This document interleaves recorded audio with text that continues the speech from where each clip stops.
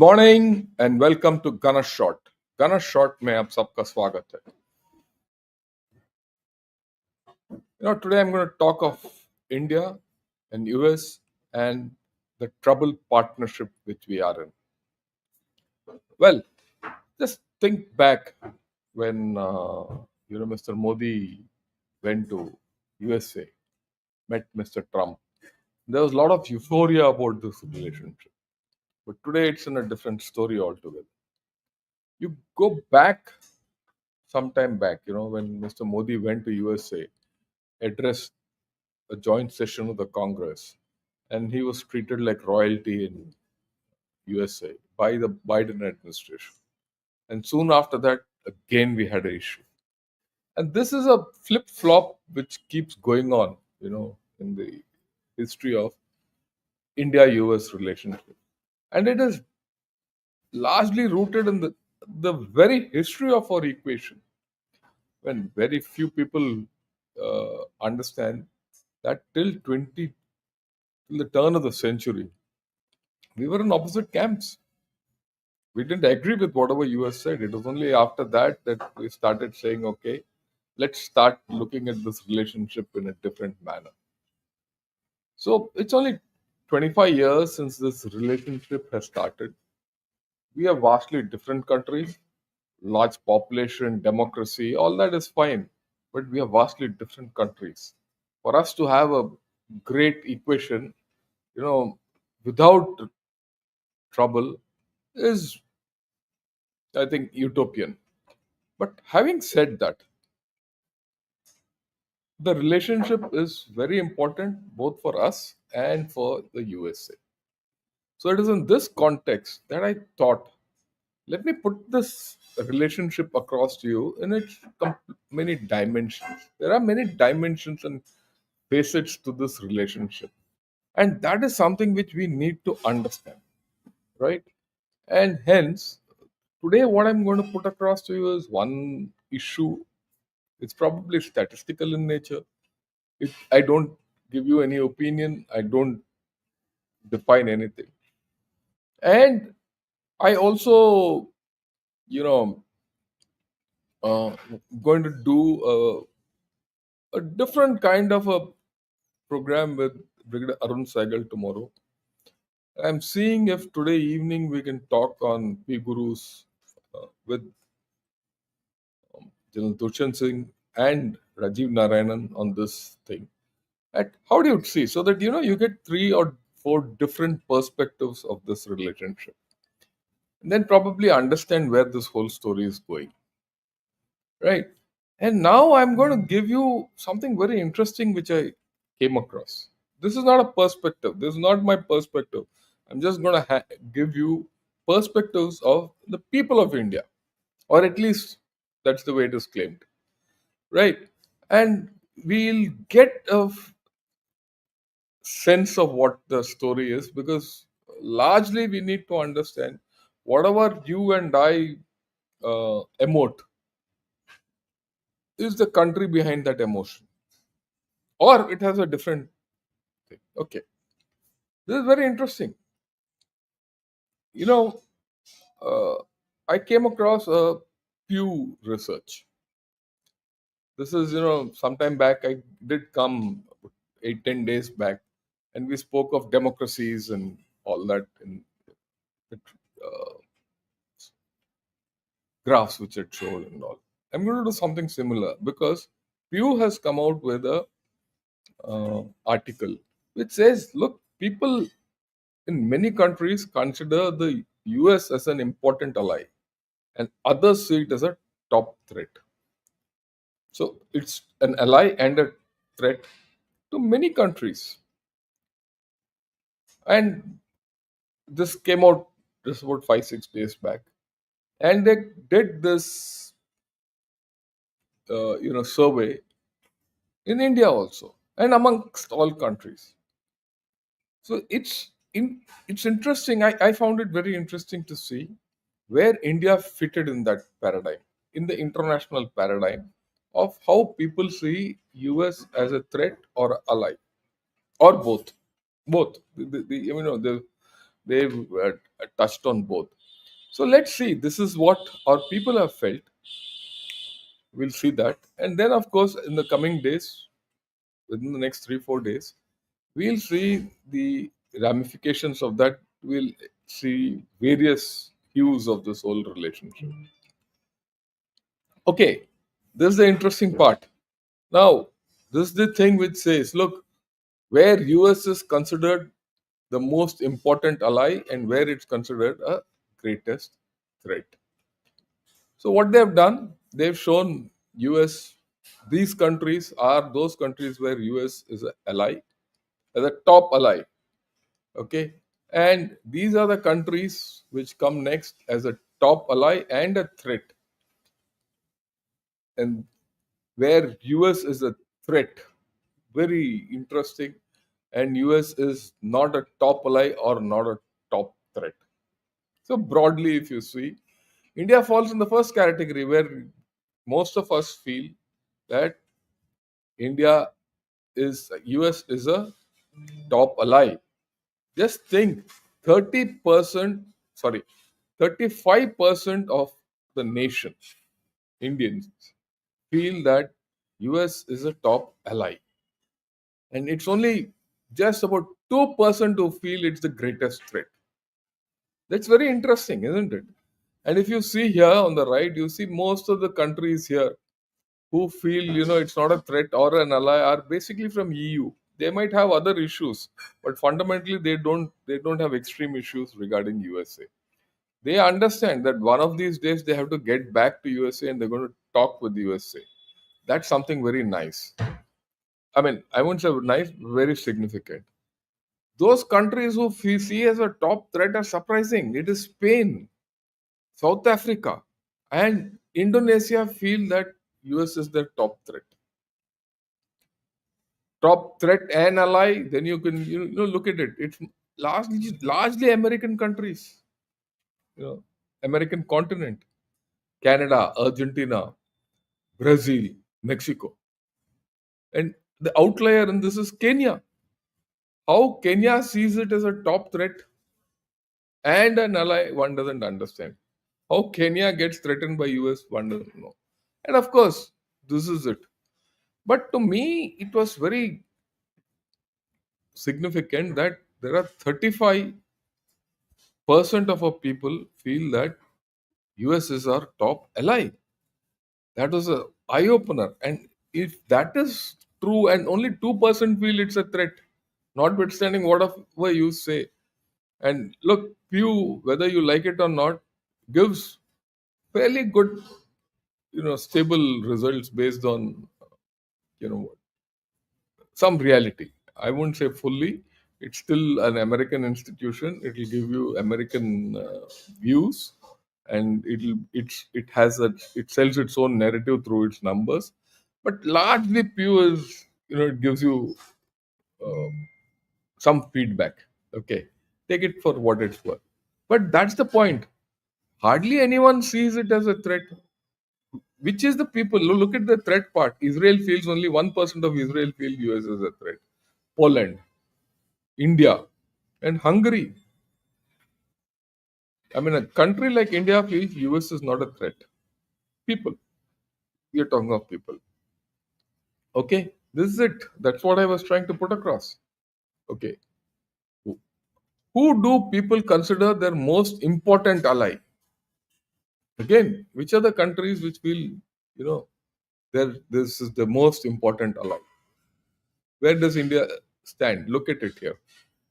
US is the top ally. So all these countries on the top feel US is the top ally. And in that, India is there again. And which is the next top ally we feel? Russia. So for us, the US Russia relationship is very important. And the problem is that the Russia US relationship, per se, between the two is conflicted. So, how do you balance this? And this is important for us because 35 plus 19 is about 55%. Maybe others don't have a view and all that, but it will come out, right? Again, you get bracketed by which are the countries you get bracketed where we consider US as a top ally. You might believe this or not, that's a different story. But this is it. Okay. Which are the countries which feel US is not their top ally? It is South Africa, Germany, Indonesia, France, all these people. Okay. Right. Which are the countries? You see, again, here when you look at the European countries, their top allies are the other European countries. So there's a lot of bonding between Europe. So people in Europe feel their best allies are other Europeans and not USA, right? Whereas these countries feel that USA is their best ally, and the best is, of course, right. And very funny, China, I mean, Brazil feels it's their top ally, and China is also their top ally. So Brazil is playing between, China and USA, right? And for us, that dilemma is between India and Russia. I mean, look at it. We can manage the US Russia relationship better. Look at countries like Brazil, which feel that China is their next top ally, or for that matter, Argentina. They have to, they have a bigger problem to navigate, but that's not my problem. That is Brazil's problem and Argentina's problem. But look at it from my point of view. Okay, these are the list of countries which came out, which says US, China, and Russia are seen as the top threats across multiple countries. Many. Okay. Where does India stand? India stands where, you know, neither US nor Russia are our top threats.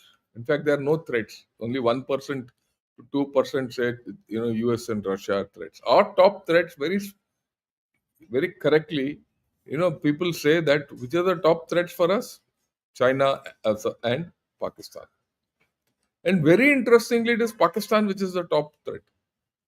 I mean, our country, the majority feel that Pakistan is the top threat and China is not. It defies our own calculations that we say that, look, you know, China is our biggest threat, long term threat. But people on ground feel Pakistan is the threat. So are we going wrong somewhere or are people not convinced? Like, for example, SKJ, he says USA is India's greatest threat. The people of India don't agree with this. People of India don't agree with this. So, is there a reason for us to recalibrate our thinking? Okay. And then across the region where US is seen as the most important ally. Okay. What does it say? India. 35% feels it is the most important ally. 19% of Indians say Russia, which is consistent with whatever we said. And 9% say Japan. So there's a reason for us. Really speaking, if these are the most important allies, we need to increase our focus. It tells us something on USA, Russia, and Japan. How do you do it? That's the point, right? And we need to understand this part of the story well, right? And if you see, there are countries which feel China is their most important neighbor. For example, Indonesia. And we want to build our equations with China. He says China is their most important neighbor. You don't figure anywhere there. So, how do you deal with a country like that? And from that point of view, this is very important. South Africa. South Africa feels China is their most important ally. And you want to develop good equations with South Africa. It's not there. The only good equation you have with South Africa is cricket. Okay. So that is the issue. Is there a case for us where there are so many countries which feel that USA is their most important neighbor or ally? Is there a case for us to smoothen our relations with USA to get in, get across to those nations which feel USA is their most important neighbor. For example, here, look at it. Israel, USA, South Korea, sorry, Japan, South Korea, right? For that matter, Canada. We have problems with Canada. That's a different story. Italy, Poland. All these are absolutely oriented to USA. And their second choices are not definitely China. These second choices are European countries.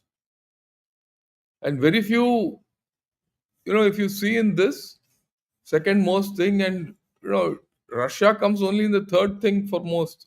Only for us, it is very high. I mean, you have to understand this in that larger framework which I'm putting, because this is what I'm going to focus on. Keep this in mind. We might talk what we want. The people of India are saying something else. Okay?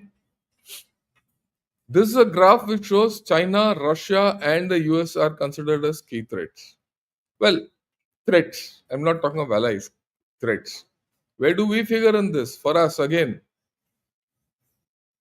for us, it's China.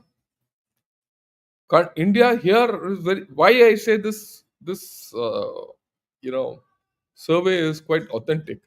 Very correctly, he has said Pakistan is our biggest threat. Or people have said China is our next biggest threat, and the third biggest threat is Bangladesh. Bangladesh is right. I go with them. I go with our people. So if this is the case, and USA is not our biggest enemy as we think, is there a case for us to rethink how to make this work relationship work? Right? Or people have a different view, and we have a different view. Either we convince the people or people convince us, or we work for the people. That's the point I'm trying to make through this Pew survey. Then this is the number of countries which which see China as the economic threat and national security threat. See where India stands. 45% of Indians feel China is their economic threat, and 46% feel it's a national security threat. This is the highest. And which are the countries which are in that league which say that China is their threat? It is US, Canada, Italy, UK, South Korea, Indonesia, Australia, Japan, Kenya, Nigeria, South Africa, Brazil, and Argentina. So, is there a case for us to improve our relationship with these people to tackle China? We've done that. After all, the Prime Minister has gone for Brazil. Why? Why has our Prime Minister gone to Argentina? It falls in place if you see this. Okay? And these are the countries where Russia is seen as a greater threat to national security than economy. Now we're talking of which are the countries which don't like Russia. Obviously, in this list, India doesn't figure. But generally, if you analyze this list, you see Europe doesn't like Russia. So Europe, obviously, due to the Ukraine war. So you have a conflict. How do you handle Europe, and how do you handle Russia? This survey gives a lot of insights into what's happening. Okay. Again, there are silver linings. There are silver linings because Japan and Australia are better off. Though Japan sees it as more as a national security threat because of its proximity to Japan and the Kuril Islands. And if you see the Japanese map, Vladivostok is closer to Japan, and Vladivostok is closer to Moscow. Right? So, but it gives you some indications. There are countries here which are not that antagonistic to Russia. Is there a case for us to use these countries? Or diplomacy can it change? That's the point. Okay. There are countries who say US is their greatest threat and mostly as a threat to their economy. I'll not go into it because we don't figure in it. We don't fi- we don't consider that US is a threat either as a national security threat or our economic threat. And I largely agree with this viewpoint. Why do I agree with this viewpoint? I agree with this viewpoint because history suggests they've never been in, US has never threatened us. And US is neither economically nor from a security perspective. There's no threat really. There are issues. Now, if there is no threat, either economically or uh, you know security wise, why is this relationship not working? Is it our expectations or what? We need to understand, right? Now, so this is what I thought I'll put across to you, that there is a perception amongst the people of India which says, we need to lean towards US, and the government is accordingly leaning towards US without any doubt. Equally, in the strategic community and people who speak in YouTube and all that feel no, US is not that great. We should be very careful. So where do we stand? What is that balance we have to get? Do we need to be balanced? Are we going imbalanced? Do we see the right? Do we see the equation between India and USA, which is at this point of time quite imbalanced? Is there a way to correct it? Correct our perceptions, because it's not great to say to everyone, right, that US is at fault. And whether you like it or not, we need the US. I mean, that's a hard reality. In today's world, you need the US. I mean, that India's saying the two countries which matter us the most are USA and Russia. How do you manage this triangle? The Russia, US, India triangle. That's the challenge. Anyway, these are the issues I'm bringing about. And what we'll do is, either in the evening or tomorrow, tomorrow definitely with Brigadier Arun Cycle, because he's going to talk of strategic issues. And today evening also we'll talk of this troubled relationship, how to set it right. It's easy to blame each other, but we need to set this whole equation right. Okay. Now connected with this is this business of Trump tariffs. It's every day you find a new thing about the Trump tariffs. It is my perception and my belief that the Trump tariffs are directed ultimately at China. There are two streams to this tariff. One is he says, look, people have taken USA for a ride for too long. We need to correct that perception and get things in balance. I completely agree with him. He has to do it. That's the way he looks at it. It doesn't matter whether he's right or wrong. That's a judgment. But he's a president. He feels that he has to do for this country. So he's taken. And it's up to us to negotiate with it. He's prepared to negotiate. I'm not a great fan of Trump, but one has to again get balance. Balance is important. The second thing is very clear. There's a clear tariff war on between US and China. A lot of people say, a lot of Americans say that look, Trump is losing the tariff war. Might be. I don't agree. I mean, I don't disagree with it. But China is not winning it. In fact, China is losing it. The way I look at it, China is losing it. If are both losing it, maybe I'm very happy about it. And this is what we're going to discuss. This is what I'm going to focus on. What about India and US? See, Trump has not cut deals with many people so far. He's one deal he's cut with Vietnam, one deal with UK, and the third deal, if it comes through, is with India.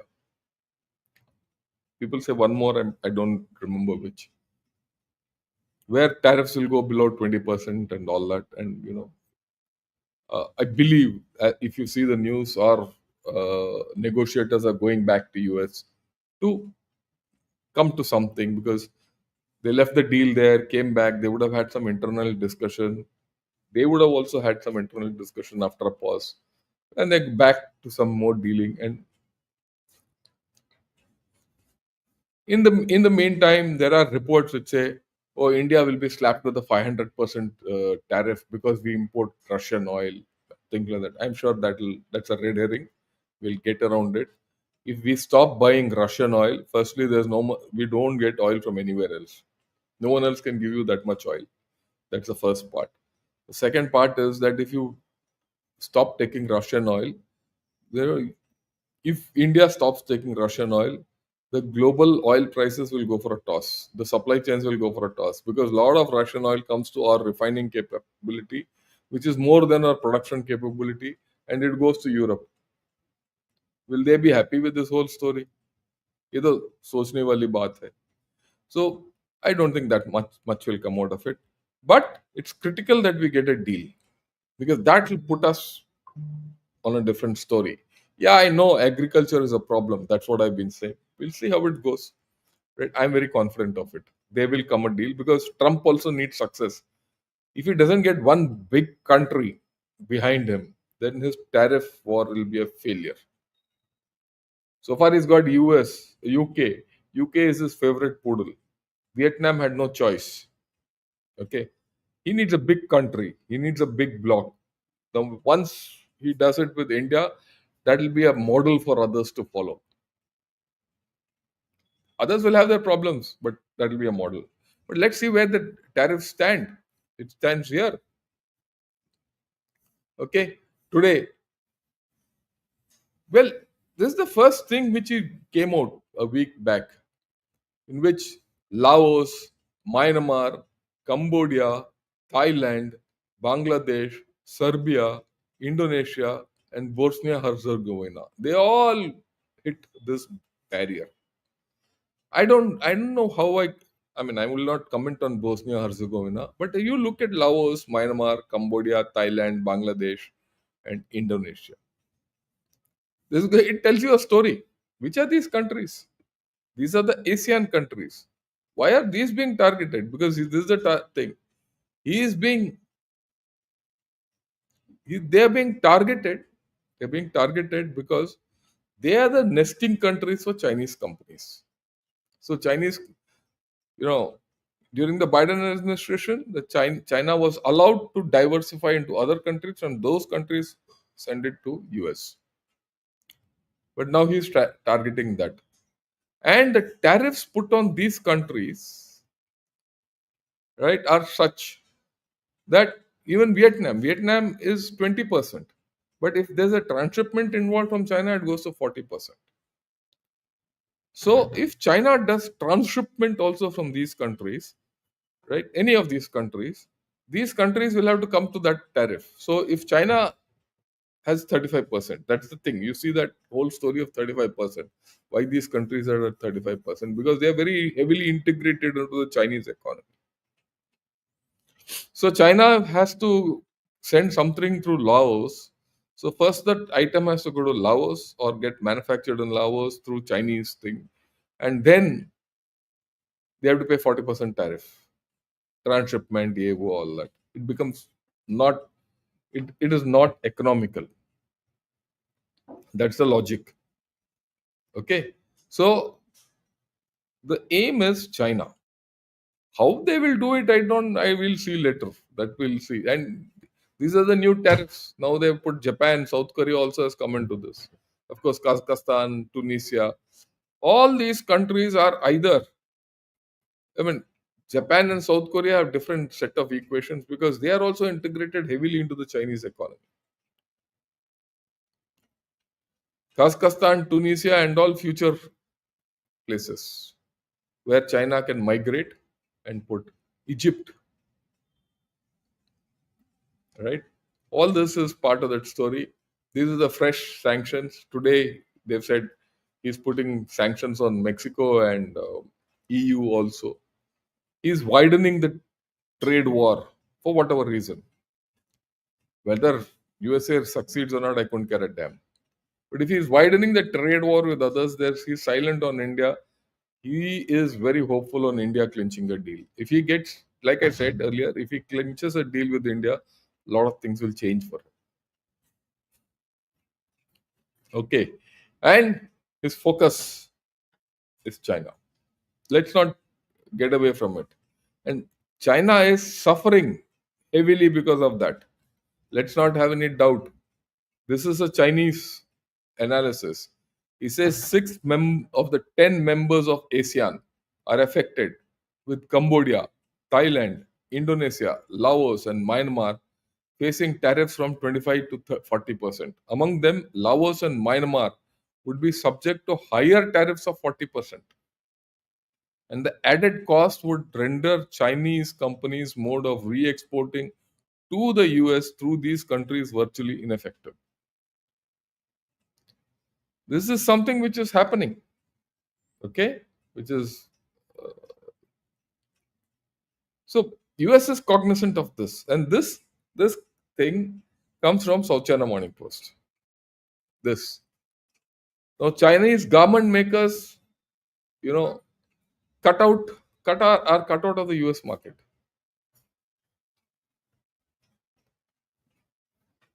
Now Bangladesh was also cut out. So where is the garment center shifted to India? So if the garment,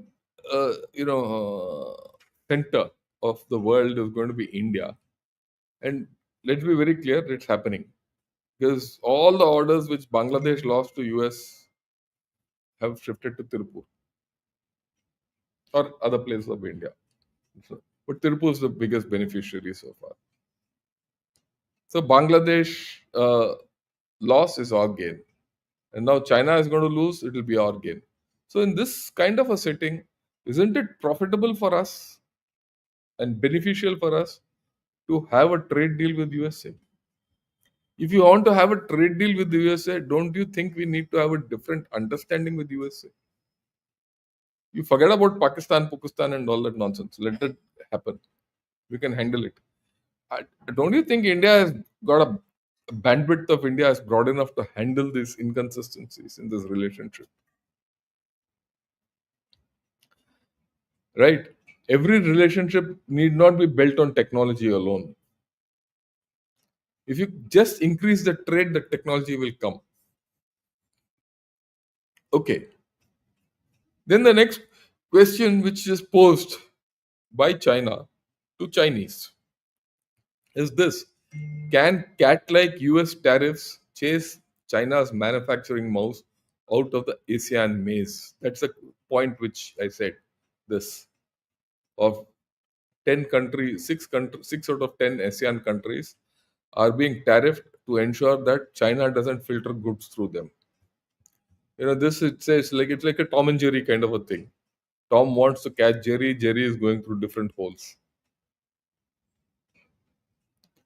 So this is happening. As far as I'm concerned, this to my benefit. I mean, this to my benefit. This is a thing which came out of that article. It says whether staying in China or expanding abroad, manufacturers are facing unprecedented uncertainty. With the US policy shifting daily, no one knows what's coming. And ask any businessman. Every businessman in every nook and corner of the world will say the thing which kills a businessman is uncertainty. Right? You have to understand this. Let me give the flip side of the story. The flip side of the story is this. Long back, when I was serving, when I say long back now because it's about 10 to 12 years, it's a decade back. The I used to deal with a lot of foreign, you know, suppliers. arms suppliers, because that was my job to handle them. And that time, Atmanirbharta was just taking off and all that. So a lot of people used to come and say, "Sir, we don't mind this, that, yeah, wo, all that." But we're not certain about what you're going to do. The thing which kills us is uncertainty. So I said, yeah, this is what he's saying is logical. But I said, look, I'm not going to go bother about you. I'm going to bother about myself. I'm going to bother about the government of India. I'll do best what's for government of India. If I have to delay a project, I'll delay it. If I have to speed up a project, I'll speed it up. That's it. As simple as that. But it creates uncertainty to the other guy. The same thing was echoed by Indian defense producers also. L&T and Baba Kalyani and Tatas. Says, sir, हमें certainty दो. Will you give this order? Are you interested in this order? Are you interested to finish it in a time frame? Otherwise, we give a quote today. You open it after 10 years, and after 10 years, what's the thing? All that. So uncertainty kills people, and that's what is killing China. The Chinese businessman is hemorrhaging because of that. So I've given you this story. We'll see where the tariff war goes. But remember, it's in our interest to conclude a deal with USA. It's not in others' interest, it's in my interest that I conclude a deal with USA.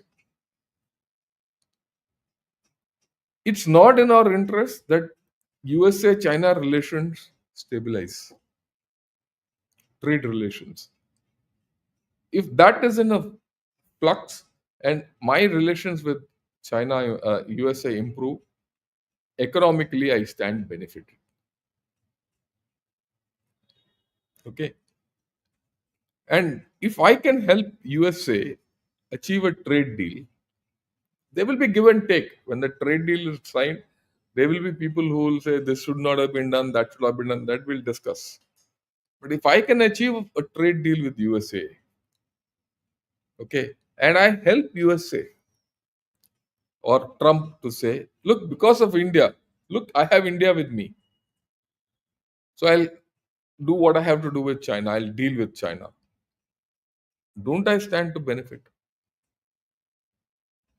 The bulk of our products, with I keep saying, talked this with Rajiv Narayanan also.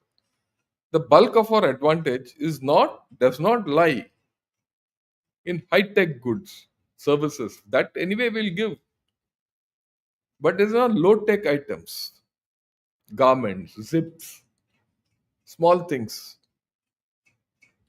So that is what we have to see, and we'll see how it goes. Keep an open mind on all these issues. All of you, some of you have already given your idea. This is you already given this thought process that anything to do with USA is bad. I agree with you, but keep an open mind. I will not, while agreeing with you, I disagree with you because you should never foreclose your options. And this is something which battle has taught me. Never foreclose an option. Keep your options open always. Choose an option which takes you ahead. And choosing that option, you still don't foreclose other options. That's the point. Okay, now I'm going to talk of something which, has come to me repeatedly. Even today morning, I got it through X. 2 days back, I got it through one of my good friends. And the thing is, why is IIT helping the Bangladesh Air Force set up teaching about drones and things like that in Lalmonirhat? And have a look at this. Everyone sends me this picture where the Aviation and Aeronautics University of Bangladesh, that Aviation and Aerospace University of Bangladesh, has an affiliation with Indian Institute of Technology. People say, why is IIT doing this? It appears as if for the uninformed people that it appears for the uninformed people that IIT is doing something with Bangladesh when Bangladesh is against us. That's the way you think. That's what everyone has told me. So why are you doing this? Because a lot of people know that I am in IIT, and but let me put things in perspective. Let me spend 5 minutes and put it in perspective. That's why I took it up. 2 years back, nearly 2 years back now. No, not nearly, last year sometime. Uh, our ministry, the Ministry of External Affairs and the Ministry of Education, told IIT, look, there's a request from Bangladesh to set up a aerospace university for their purposes. This was when Sheikh Hasina was in power. Okay, and it's a good thing that we do something for them. And for that, they chose IIT Madras because IIT Madras has got the largest, uh, you know, aerospace department, biggest in India. So that's a very good diplomatic move, and that's a way to get people, on board with us, especially Bangladesh. We thought everyone, and this is nothing to do with IIT. I'm sure this is what the government thought. I'm giving you my analysis. This analysis of mine has nothing to do with IIT. It has nothing to do with MEA. It has nothing to do with Bangladesh. It's a disclaimer I'm giving you. This is my analysis. Someone in Bangladesh, in MEA, would have, and government would have said, this is a good thing to do. It's a smart thing to do. Let IITs mesh. In fact, even Myanmar has come to us. Some students from Myanmar have studied in IIT, incidentally. Okay. And there a lot of people from Myanmar go to Russia to study. So someone went to Bangladesh early last year, and we did spoke. They actually have nothing. They call it aviation and aerospace engineering university and all that. They have nothing. They just want to start. So we spoke to them. Someone went. One of our professors went, spoke to them, came back, and gave out their report to the MEA. And things probably would have, some talk was there. We knew they had nothing. Some talk was there. Okay, can we start a course or something? They don't have faculty. They don't have labs. Nothing. We had to handhold them and take them. There's something like what we did for Tanzania. Tanzania, we set up a institute there, overseas, and we're looking at Sri Lanka. We're looking at Abu Dhabi, Gulf, and all, where IIT will have a outsourced institute. I won't say outsourced, IIT in those places, where our professors will get posted and do whatever they have to do. We were looking at something similar to that. Okay, that's when Sheikh Hasina was thrown out, and this fellow Yunark has come in. So now, after that has come in, all contacts with them have frozen. Zero. But that university has kept this alive. It appears. I've not even seen their website. They have shown it as part of their affiliation. Lal Monirhat. This university is being set up where? In Lal Monirhat. So they've shown it in their website. I can't stop him from showing IIT Madras in his website, can I? Okay. So that is how it is. That's how it stands. If Bangladesh wants IIT to go back there, it has to do a lot of course correction. No one from IIT Madras will go to Bangladesh. I can assure you this. Okay, we have no interest. I don't think people are foolish to do all this nonsense, and we can't do. Incidentally, we have there are bounds. Anything, after all, IIT is a government institution, so there's no way. So I'd like to clarify to everyone who's watching this. I'll put it on a small clip. IIT Madras at this point of time has got very little to do with that outfit at Lal Munir Ghat. And especially if Pakistanis are going to build things there and Chinese are going to come and do whatever they want to do there along with the Bangladeshis. Do you think IIT Madras is a foolish institute to go there? Forget it. So don't fall for this nonsense. Please don't fall for this thing which is going in social media. And I would like you to put this clip out to everyone. I'll make a clip out of this and put it out immediately after the thing. And that's how it is. So, right. That's all I have to say today. I'll take a few questions and then go. Yeah. SKJ, Tanzania was always safer compared to Bangladesh. Yeah, I agree with you. Right? We know now. We know that, but at that point of time, with Sheikh Hasina there, it made good sense to have an equation with them. Okay. Yeah. Yeah. In Indian context, to analyze further division is needed, like intent capability of enemies. Yeah, I agree with you. Let me take first Kartikeya and Srinivasan. Thanks for becoming a YouTube member. I'll get back to you. Yesterday, it almost brought me to tears when you said, when you wore uniform, you wore it with pride and no one could touch you. And when you wear civilian clothes today, you also wear them with the same. Yeah, I agree with you. Thanks a lot, Sylvia. But that's my sentiment. And that's the sentiment of any person of any country. That's what I expect. If you are an American, you stand by America. If you are a Colombian, you stand by Colombia. And I appreciate the fact that many Pakistanis stand by their country. And need to recognize, because it's their country. Every Pakistan might be our enemy country. But you have to respect that Pakistani who stands for his own country. That's important. Okay. That's a thing which in the army I have learned. It's very important. Respect the other man's feeling, understand what he says. Right. Uh, yeah, trouble is mostly from US side as they're not trustworthy. They keep taking sides with parties they create that are creating human suffering. They favor them because it's beneficial. That's there. That is, we also do. Please understand, we also do that. Trust has to be built up.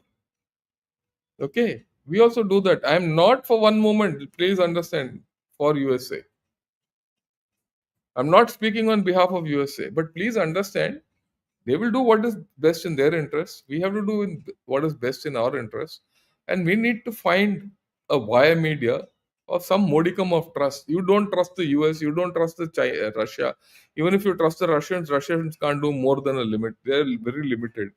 You can't trust Chinese, you can't trust Pakistanis. Whom do you trust? You trust Israel. Israel is a tiny country. It can't help you beyond a point. Whom do you trust? France. Whom do you think they have the capability to absorb Indian requirements? Sorry. So the two big countries, really speaking, where India has to make headway if you have to grow economically, are actually China and USA. Economically, these are the big markets. These are the big players. Through three big nations with the largest population is China, India, and USA. With one, you can't do anything. So at least do with the other. The rest of the countries in the world won't make up for these two countries. That fundamental many people seem to be missing. Okay. Yeah. What do you mean by guard your privacy? I don't know what you're talking of. But Karthikeyan, I saw your mail. You given a mail to say that my, cartoons are okay, but I should make video for 3 to 5 minutes. That's not my DNA. Let me be very honest. That's not my DNA. And I've taken feedback from many of you who feel that my long videos are better than the short videos. If there is anyone who feels that my long videos are not worth it, just let me know. But uh, I also feel that the younger generation who want this 5 minute or 10 minute videos, uh, they'll regret it later in life. they'll regret it later in life. Because if you don't do the long form today, right, uh, in your formative years when you are young, tomorrow what will you do? Let me go back.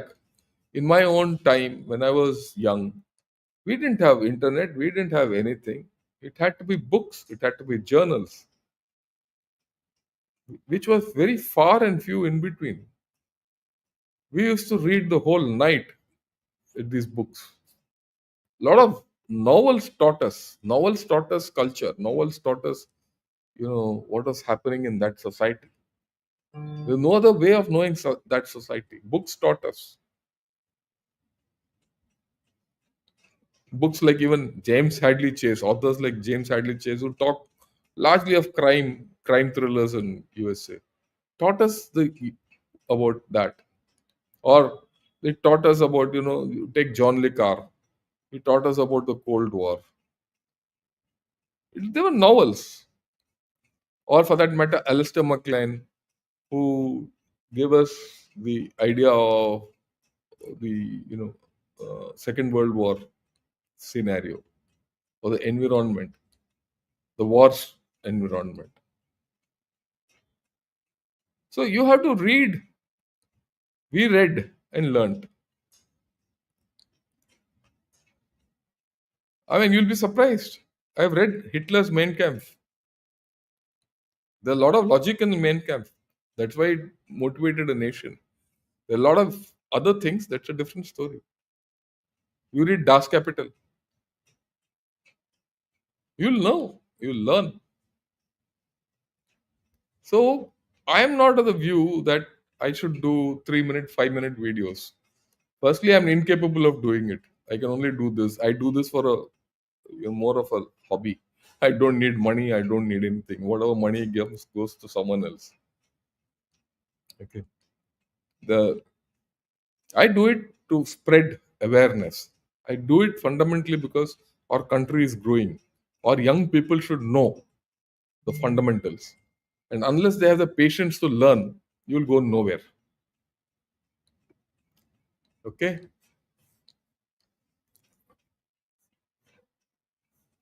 Right. Hans, good morning. Then let me say Sai Vision also good morning. Rohit also good morning. Right. Yeah, USA is plagued by so many calamities throughout the year. How do they sustain it? Well, that's their job. Don't we sustain our calamities? So they sustain. It's a huge country with a lot of resources. And the Midwest, US, is always calamity prone throughout history. And for that matter, even China. China is even worse.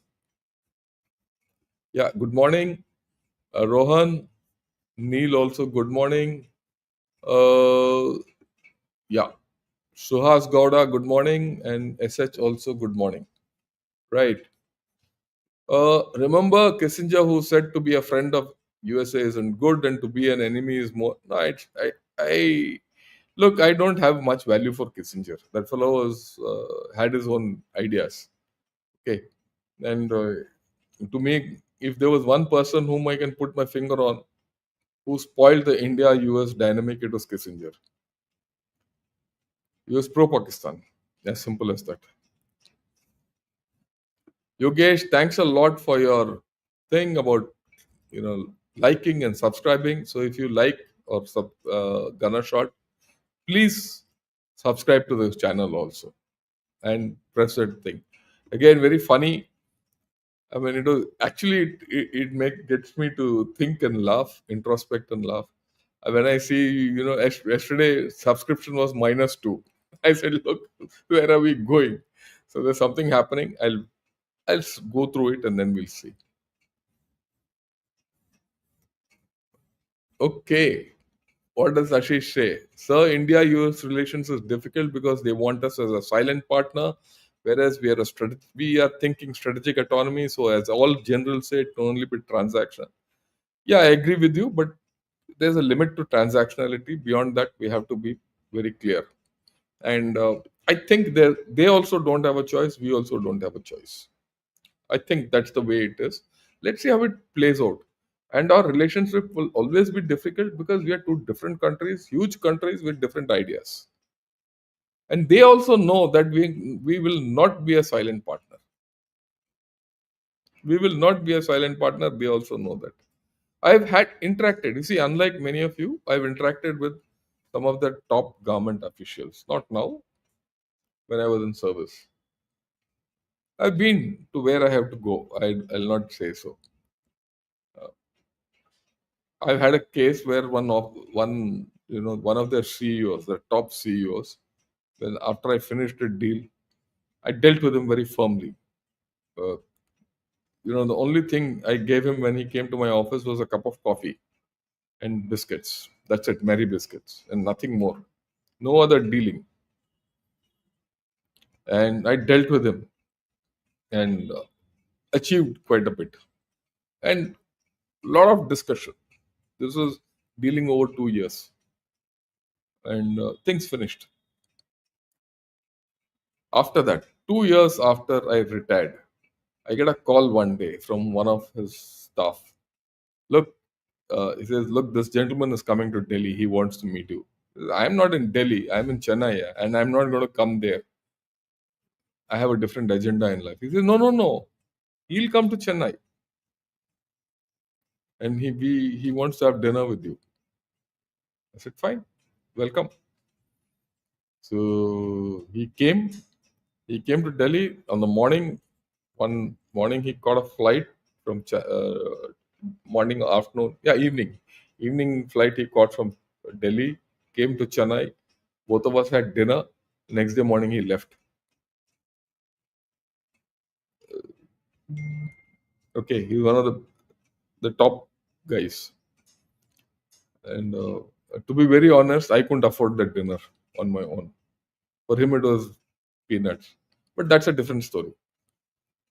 But what I'm trying to say is they understand our things. And I used to argue with them on many issues, stand firm. But they respect us also for that. Understand that. Yeah. So, a great Sunday. This is a much awaited topic. Expecting your view on this. I follow a few Indian channels, even P Gurus, but I felt they respect more Republican views. Your views help us to get clarity. Yeah, you need to be balanced. You need to be balanced. We need to understand that our people are still poor. We need to develop them. India will develop only when the poorest Indian, is comfortable. We are far away from that. If you can't go with anyone, you have to go with someone, right? And we need to have a socialistic outlook in India for the simple reason we don't have a choice. When 10 years, 15 years, 12 years back, when BJP came to power for the first time, I'm talking of 2014, everyone said, oh, Mr. Modi will come, he'll do this, he'll do that, businesses will flourish, all this will happen, all that happened. That didn't happen. What did Modi Saab do? He built toilets. He gave free gas connections. Today, people are talk of that still. Subsidies, Jan Dhan. These are all socialistic ideas. This is what the Communist Party of China did at some time back. I mean, they never did it in this manner, but they did their own tricks. You go back to the Soviet Russia, that's what they did. Even today, or railways, for the second class common, general thing, runs at a loss. Railways fare is at a loss even today. It's socialistic in nature. Our country will remain socialistic in nature for the next 100 years. You take it from me. All of you can tell your children and grandchildren. It will not change. Does anyone feel that India is a top ally and threat? Yeah, this is something which we'll have to check out, Srinivas, because that article is more US oriented, right? And As far as threat is concerned, I'm sure Pakistan will say we are a threat. Even China will say we are a threat. Bangladesh will say we are a threat. Even Sri Lanka will say we are a threat. As far as top ally goes, yeah, Bhutan will say. I'm sure Nepal also will say. There's no doubt about it. There's no doubt about it. And somewhere down the line will be Sri Lanka and Maldives. Afghanistan will be happy with us, right? The problem for us is only Pakistan. Sir, desperate deep state is already cultivating assets in India, such as Prashant Kishore, and will look forward to control India through them. Raga is also a compromise candidate. Oh well, in India, this will happen. Don't think there's deep state. Don't think there's no deep state in India. We'll control them. Don't worry. Okay. And when a lot of people talk against each other and all that, they'll cancel each other. And also remember, many people in India today say if there's anyone who talks against the government, he is part of the deep state and he's anti-Indian. That's wrong. That's not correct. We are a democracy. People have different viewpoints. People have different platforms on which to stand and talk of that. We should have that bandwidth to allow them to speak. That's important. So don't state every one of these people as someone who's anti-Indian. Okay. What if tomorrow BJP is compromised? Let me ask you this question. And do you think BJP can't be compromised? Who said so? So India needs to keep its options open. And Indian people are smart enough to keep their options open. Don't worry. Yeah, hope you had a good breakfast. No, not as yet. I normally have breakfast after the event. So who's making your thumbnails? I make my thumbnails. I'm a one-man show on this. I don't allow anyone to make thumbnails. I make it on my own. What's the sample size and who are the people interviewed research? Karthikeyan, have a look at the Pew website. It's there. We Indians are so naive not to consider China as the highest threat, probably lack of. Yeah, maybe Dinesh. You see, that's the point. Why do you think I started this gunner shot? Why do you think I did all this? Because why do you think I focus so much on China? Because people have to understand China. Unless people don't understand China and the threat it poses to you, we'll never be successful. That's why. Yeah, if our geopolitical thought needs to transgress to populace, it means that education should reach. That's precisely what I'm doing, Ramki. That is why I want people to subscribe to me. Because our geopolitical thought has to radiate. And I'm these days for the past 15 days, I'm quite upset about it to some extent. That's not happening. The views have gone down, subscription has gone down. So help all of you to ask your friends to join in. Yeah. Is it possible that these surveys in the context of India were done with an agenda? Why should we do with an agenda? If you see that survey, it is for every country. I told you in the beginning itself, it's been done with the agenda for USA probably. But at the same day, if that is done with the US agenda, it is harming themselves. So, don't seek agendas where they don't exist. Balance. You should not, see everything through colored glasses. You should be thinking. You see this, read it, analyze it, and see if it is so or not.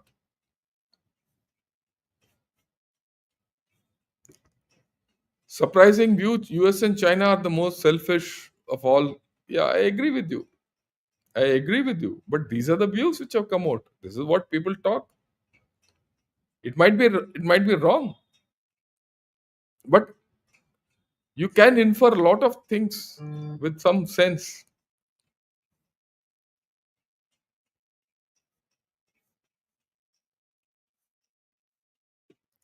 I wonder how much these numbers will change after tariff war. A lot of Europeans, Japanese, Australians are not happy with the tariff. Yeah, let's see. It might change. He'll take do another research and he'll do another thing and then we'll see.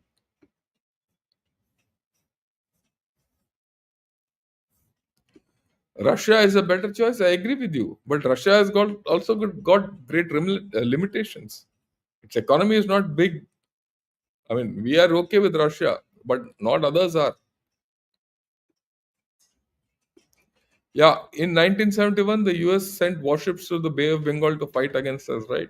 Yes, the 7th Fleet, which is based in on Hawaii, they moved into the Bay of Bengal with USS Enterprise. I remember there was a lot of panic. I wouldn't say, yeah, it was panic to a large extent and concern in Chennai because Chennai is a major city. What if they came and hit Chennai as we were hitting Dhaka? And you're talking of Chennai, still is a major city. Everyone talks of Bangalore and all that. Chennai is your major hub. Bombay, Chennai, Calcutta, Delhi are still your major hubs. Industry, port, oil, dockyards. Bangalore is only tech, high tech. What I would say, IT, info tech and things like that, software. But Chennai is a huge industrial base. It's a Detroit of India. At that time also it was, incidentally. Even then, 71, Ashok Leyland factory, Royal Enfield, Bullet, okay, Herald was there earlier, those days. Three more automobile factories used to be here. We had an oil refinery here. We had a power plant here, Kalpakam. So Chennai is huge. People underestimate this thing. And I once was traveling with a youngster in a flight from here to Hyderabad. And he was from Hyderabad. He says, "Sir, I've been in Chennai. People don't understand what Chennai is. Most of us in India underestimate Chennai. That's how it is." Okay, anyway, that's a different story. So they did come, and the Russians also landed up here, and things quietened down because by then Dhaka had fallen. America is a threat to our civilization. Look, you ask an American, he might feel the Indian is a threat to his civilization. If you go to USA, the flip might be right. Don't You have to see both sides of the equation. Why do we as Indians believe or expect anything from the US? Is it due to naughty press painting a biased picture of the greatness of US? Look, I'm not I don't believe or expect anything from the US. I need a deal with them. One to one deal. As simple as that. We need to understand it's a developed country, it's a rich country. It controls a lot of things. Okay? It's got the reserve currency of the world. You can't get away from that. Bare facts. I need to deal with them. If the deal is good for me, I'll take it. If it's not good for me, I don't take it. That's the way I look at it.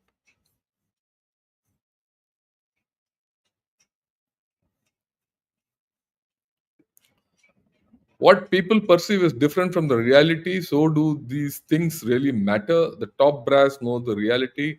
It is their duty to do good for the nation, and they will do so. I don't agree with you, Lofi.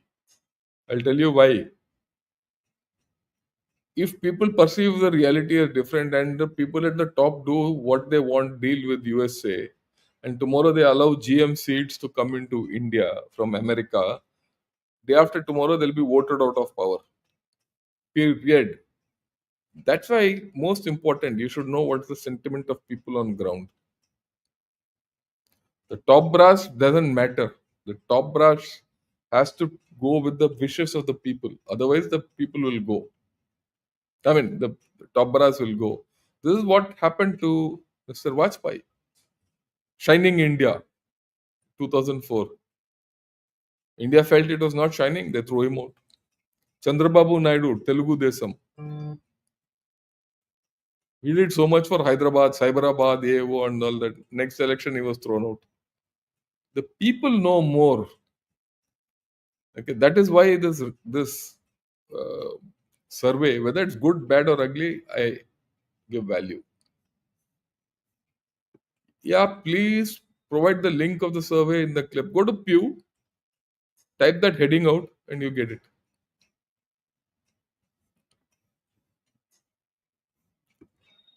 Yeah, why does not Indian government stop giving visa to American missionaries to reduce Christian conversion and indirect interference to our domestic policies? Yeah, interesting. You know why? The missionaries who are doing that conversion there are not American. The missionaries who do conversion in Northeast are Malayalis and Tamilian. The South Indian church is very prominent there. And these missionaries get money from American evangelical societies. That's the way. It's not America. It's not visa is not the thing. These get funding, and this funding they get from, you can't stop funding. Religious funding is fundamental in India. It's not only funding of temples. It's also funding of temples get funds, uh, mosques get funds, gurdwaras gets funds. Um, so do churches. Okay, so this is not so simple.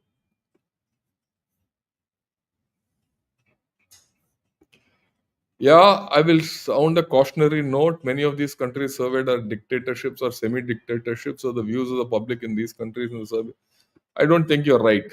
Have a look at the countries. Europe doesn't have dictatorships. Europe has a lot of democracies. Indonesia is not a dictatorship. So I think, that's why I said we have a lot of biases within. You must get rid of your biases. Okay? Our relation can't be bad. We have a huge diaspora out there. I agree with you completely. I admire and I live in US and admire the American people a lot. They are some of the most friendliest people. But the US foreign policy is the opposite end, and that's part of the deal. That's what we have to deal with. How is tariff helping the US? It's very simple. The item comes into US with a tariff. The tariff goes to the US government, right? The cost of that item plus the tariff goes to the consumer. The consumer has to pay for the tariff also. But the tariff part of that, whatever you pay, look, you go and buy from any market. Let's say you buy a phone. Okay, this phone costs 100 rupees, and the tariff on this is 25%.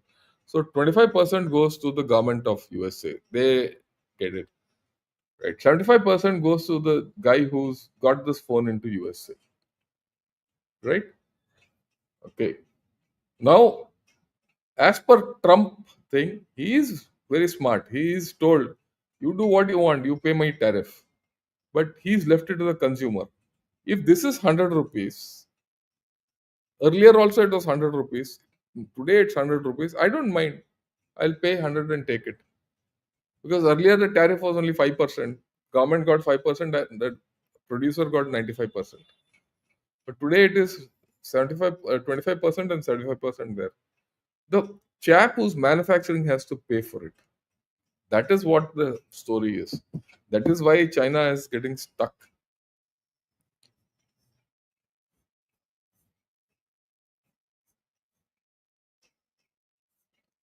Yeah. Do you think 35% of tariffs on Bangladesh is going to be revised by US? Sorry, I know you're from Bangladesh. It will not be done.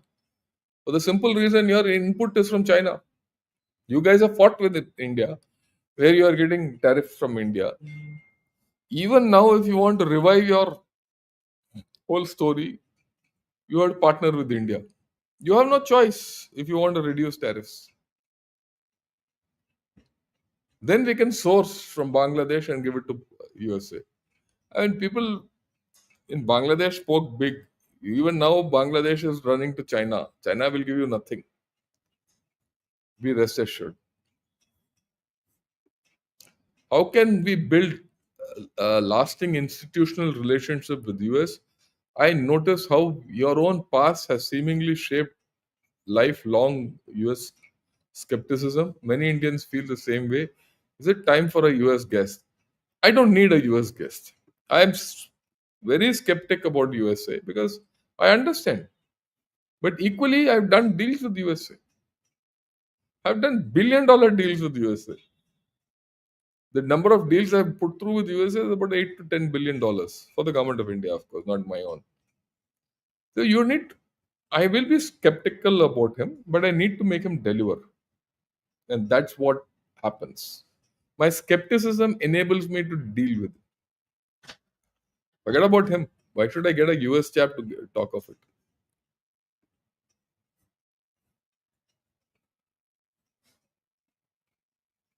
Yeah, I had asked you on Lal Monir Hart. Yeah, no, but it was during. Yeah, I agree with you. Yeah, Daniel. Is anybody getting sleepy? Because I sure hell am. Go to sleep. Enjoy yourself.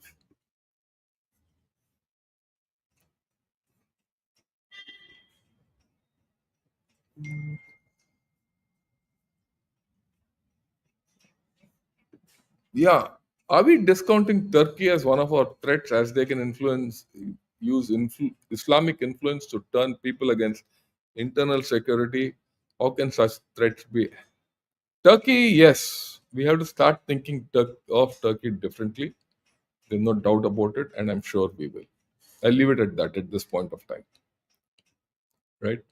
Because there's a lot of Turkic influence in, uh, you know, in our country, especially South India. A lot of Turkic influence. People don't understand it.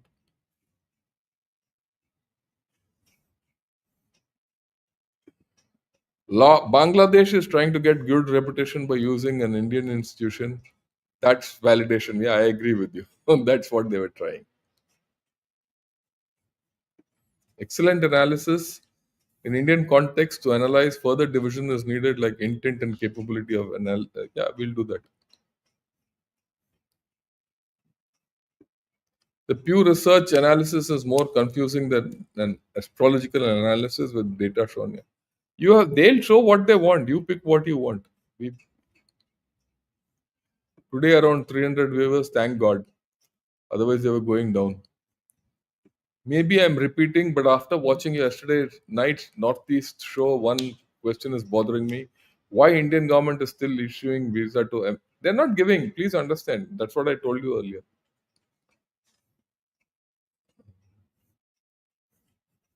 Yeah, Jalal Haidar. This bugger is from Bangladesh. The major is also cartoon. Why not? I can be a cartoon. But you're not a cartoon. You're a living fool.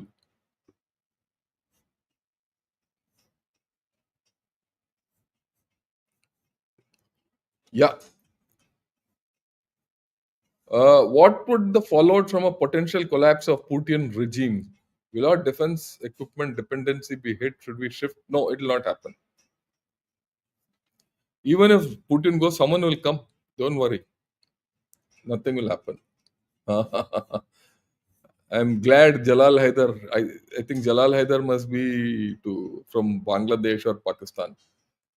Eh, Either of you, don't worry. Akash might be with. We might sell Akash to Uganda, or it might fail in Brazil. But one place, two places, it will not fail. It will not fail against Bangladesh. It will not fail against Pakistan. Let's be very clear. Okay.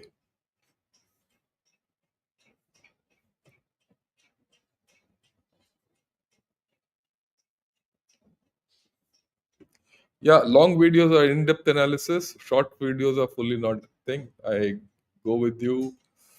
Hmm.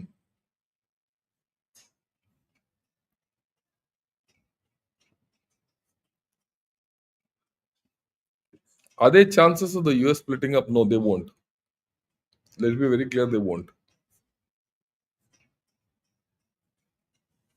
Yeah, this is important. Anyone can have your opinion, but respect is must. But I don't mind, Pakistanis. Their blood asses of the highest order, so they'll come. Like this fellow, I think we should put him out. I'll ban him. End of story. Yeah.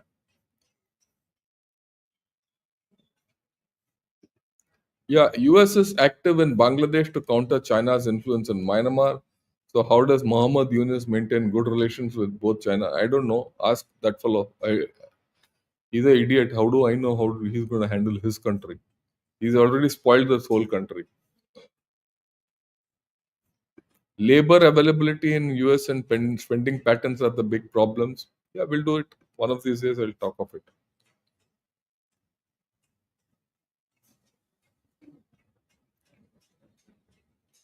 Yeah, agree on socialism till our per capita. Yeah, I agree with you.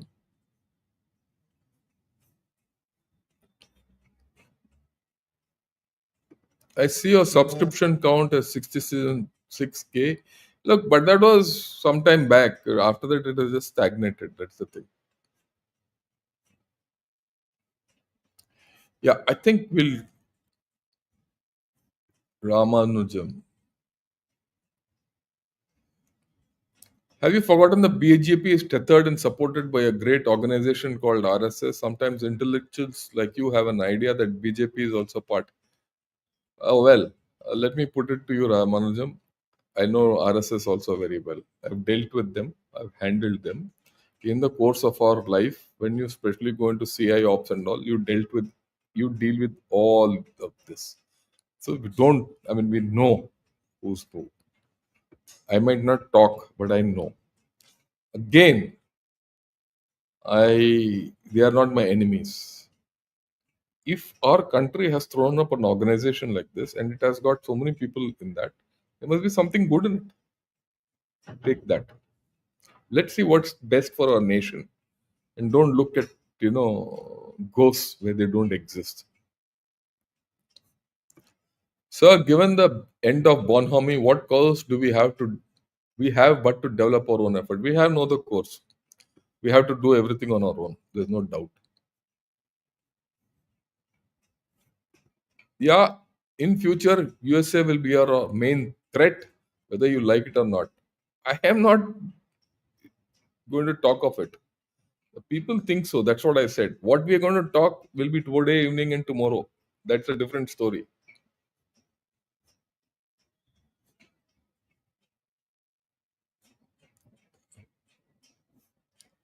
Yeah, the top brass know reality, they know the least. I agree with you. It's the people. People matter most.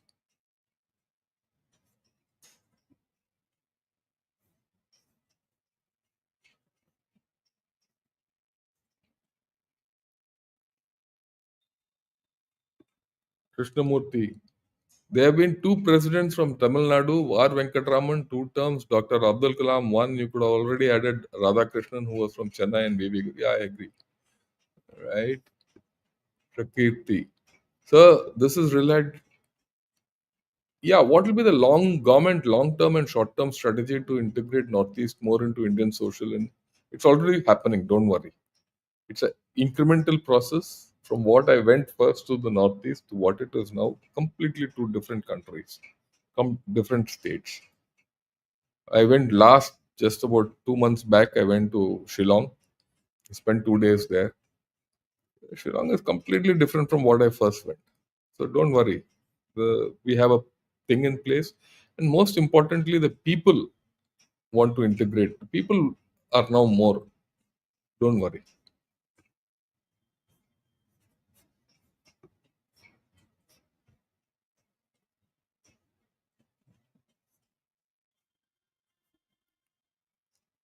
Yeah. Okay. I think we've done for the day. We'll join in today. Today evening, I'll do with on P Gurus with General Narayanan and also General Dushyant. We'll meet at 8:30 in the evening. Till then, have a great day and enjoy yourselves. And thanks for joining in today. If you like this video, give it to everyone, send it to your friends, and also join Ghana Short. Thank you. Good evening, good morning, and Jai Hind. Have a great Sunday.